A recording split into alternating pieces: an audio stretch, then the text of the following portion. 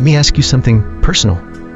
If you could go back to when you were young, back to the moments that shaped you, back to the decisions that changed everything, would you?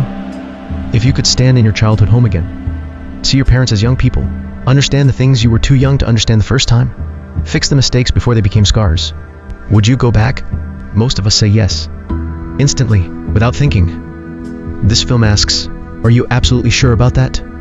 There is a 2010 film, quietly made, barely seen, almost completely unknown outside of cinephile circles, that takes this question and turns it into one of the most emotionally devastating experiences I have ever had watching cinema.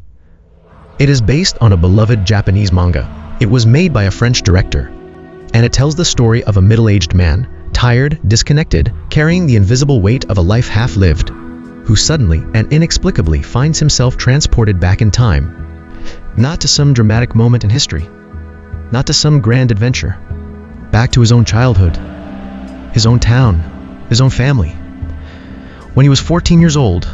And here is what makes this film extraordinary. He does not arrive as a child.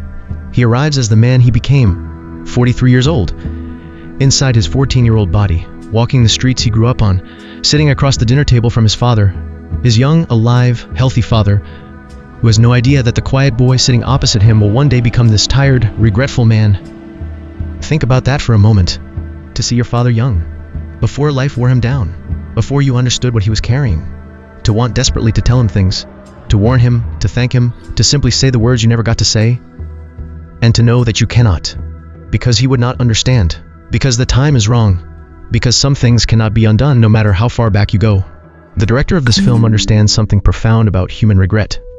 He understands that we do not just mourn our own mistakes, we mourn the people we loved and never fully knew. We mourn the conversations that never happened, the embraces that were never given, the ordinary Tuesday evenings we took completely for granted because we had no idea how few of them were left.